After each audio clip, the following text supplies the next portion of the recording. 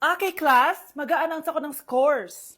Scarlett, 20/20 ka. Yes, perfect. Pero -5 ka na kasi. Ganyan yung tsura mo. Ano? Cheska, 15/20 ka lang. Hala, hindi siya perfect. Pero dahil may face card ka, +5 ka sa akin, kaya perfect ka na.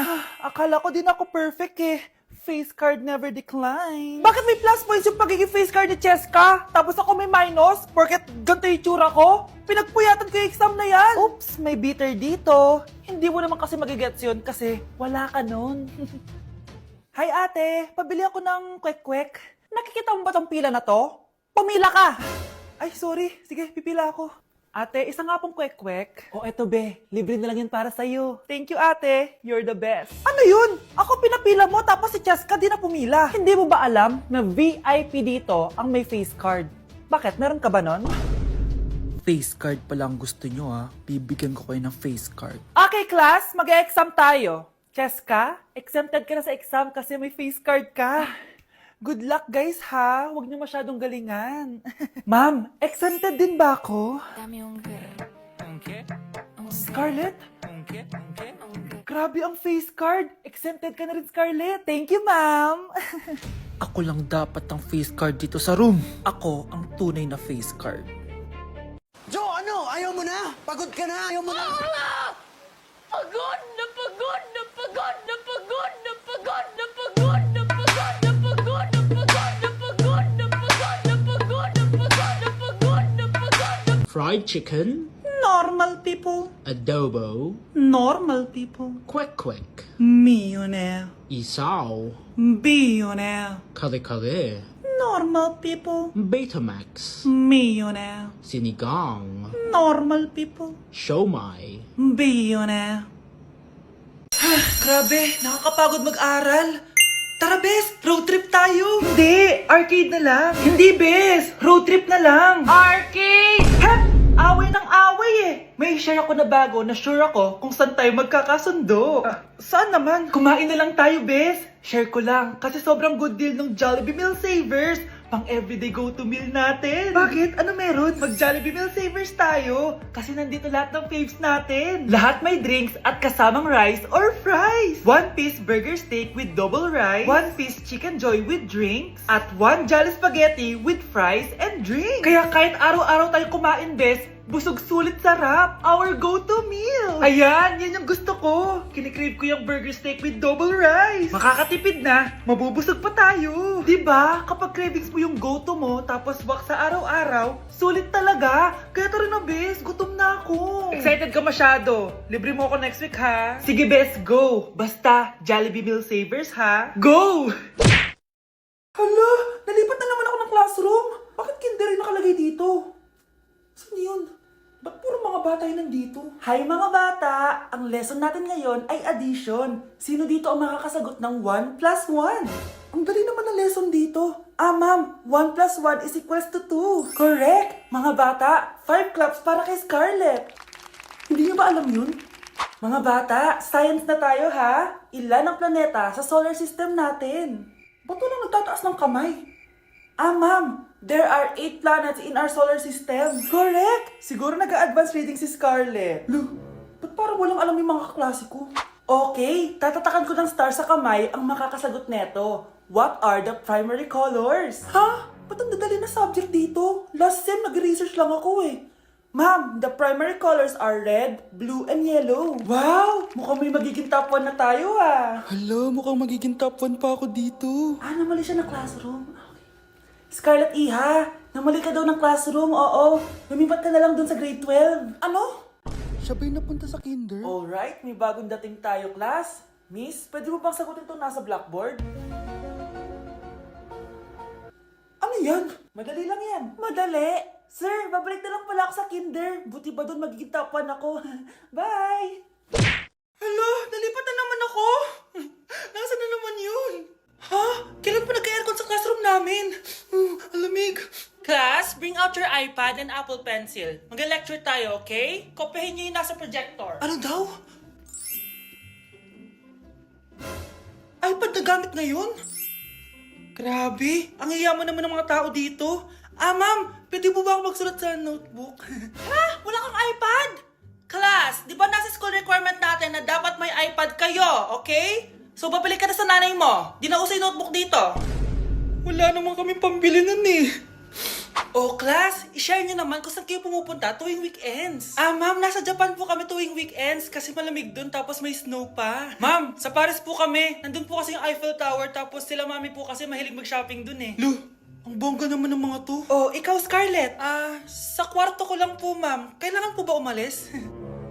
Hindi naman. Siguro mas gusto ni Scarlett yung nagpapahinga siya sa magandang kwarto niya. Class, magko-collect ako ng class funds ha. 1,000 each student lang. Ha? 1,000 yung class funds dito? Ma'am, card po yung mode of payment ko. Sure, patap na lang. Ayan. Ma'am, ako din po card. Ayan, okay na.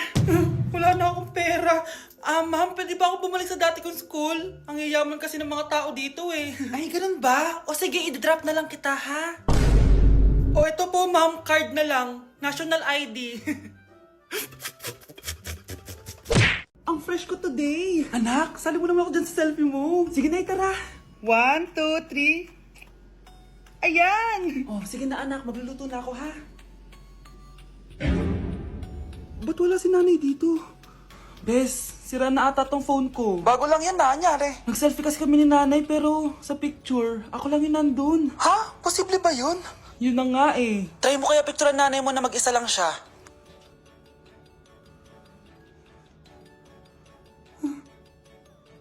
Wala talaga siya. Anay, bakit mo ako pinipicturean, anak? Sabihin mo sa akin yung totoo, Nay. Ano ka ba? Bakit hindi kita makita sa mga picture? Ha? Patingin? Oh, nandito naman ako Ano sinasabi mo, anak? Alam mo, anak, kumain ka na doon. Gutom lang yan. Scarlett, mag-ingat ka sa nanay mo. Ha? Bakit po, tita? May malalim na dahilan kung bakit hindi siya nakikita sa picture. Alam niyo po yung tungkol doon? Sige na, baka makita pa ako ng nanay mo. Kaaway ako nun. Tita! Oras na para malaman mo kung sino ka talaga, Scarlett. Mukha ka na namang stress, anak. O eto, mawawala yung iniisip mo. Ano to, Nay? Gatas lang yan, ano ka ba?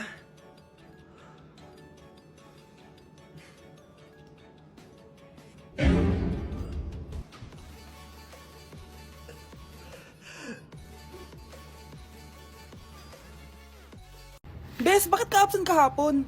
May pinuntahan kasi ako, Bes. Ano yan? Ba't mo tinatakpan yung bibig mo? Mabaho ba yung hinga mo?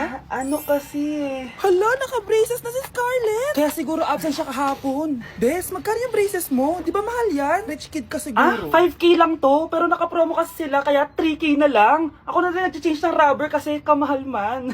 Nandito ba si Scarlett? Present po, ma'am. Anong present? Ayusin mo nga magsalita. Sorry ma'am, di po kasi ako makapagsalita na maayos. Masyakit po kasi yung braces ko. Ay, wow, kala mo talaga. Anong ginagawa niya? Over naman sa pakita ng brace. Bes, ano yan? Ba't ganyan ka mag-tiktok? Siyempre para makita ng mga friends ko na may braces na ako. Ganon? Tsaka para ma-ROI ko na din to, no? Sige, Bes. Okay, class. What is the difference between your and your? Ma'am. Yes, Samantha? Your is a possessive adjective indicating ownership, while your is short for you are. Very good. Basic. Alam ko naman yan, pabida ka lang magtaas ng kamay. Next question. Ano ang pagkakaiba ng nang at nang? Ako, ma'am. Okay, Scarlett. Ang nang ay nagpapahiwatig ng pagmamayari. Ang nang ay nagpapahayag ng paraan o panahon. Tama! Mahusay ka, Scarlett. Sobrang dali lang naman ang tanong eh. Next question. 10 points ang makakasagot neto. What is the biggest organ of our body? Mama ko, ma'am! Akin lang tong 10 points na to. For sure, hindi mo naman alam yan. Yes, Samantha. Nauna ka kay Scarlett. Ang biggest organ of our body is stomach. Mali! Okay, Scarlett? Lungs po, ma'am. Wrong answer. Wala na bang gusto sumagot, class? Ma'am, ang biggest organ of our body is skin. Correct! Tignan niyo si Kyle, oh. Kahit di nakikinig sa akin yan, tama ang sagot niya. So, Kyle, paano mo nalaman ang sagot? Yun po kasi sabi sa Google, eh. Gusto ko lang maging malinaw sa inyo na dito sa klase ko, ako ang nasusunod. Naintindihan? Ma'am, ito po yung assignment ko. Anong klaseng assignment to? Parang ginawa lang ng bata. Mababa lang grades mo dito, ah. Pinaghirapan ko yung assignment na yan. Sino ang pambansang bayani natin? Ah, ma'am, Scarlett. Ang pambansang bayani natin ay si... Oops! Napakabagal mo sumagot. Ang pambansang bayani natin. Straight to the point ang kailangan ko sagot. Ayusin yung sumagot, ha? Hindi na kayo elementary. Opo, ma'am. Pinayagan ba kita kumain sa loob ng klase ko? Ah, ma'am. Akin na yan. Kung ayaw nyo binabastos kayo, wag nyo akong bastusin. Oo, be. Kain tayo sa labas mamaya, ha? Hala, galit na si ma'am. Umalis lang ako saglit, ganyan na kayo. First meeting pa lang natin, pinapakita nyo ng mga ugali nyo. Buti pa yung kabilang section, tahimik lang. Kayo na ata ang worst section na napuntahan ko. Kung kami ang worst section, ikaw ang worst teacher. Ah, sorry po, ma'am. At dahil dyan, bibigyan ko kayo ng maraming assignment. Ma'am? Oh, Scarlett, kamusta ka? Sana ikaw na lang ulit teacher namin. Ang sungit ng bago naming teacher eh. Hayaan mo. Next quarter, ako na ulit ang magiging teacher nyo. Talaga, ma'am? Thank you, Lord! Okay, class! Namiss nyo ba ako?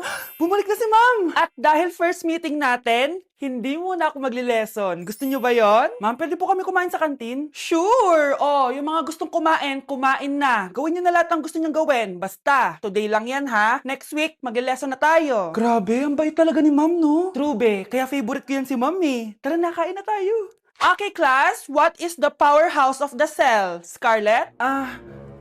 Ano ba yun? Starts with letter M. Mitochondria? Very good! Kaya mo naman pala eh. Thank you, ma'am. O, class, mag-e-exam kayo ha. Dinalian ko na to para sa inyo. Lahat ng nasa lesson natin, nandito. Okay, get one and pass. Oo nga, ang dali lang. Makaka-perfect pa ata ako. A few moments later. Okay, time's up. Pass your papers. Wow naman, lahat kayo nakakuha ng high scores. Magaling ka kasi magturo, ma'am.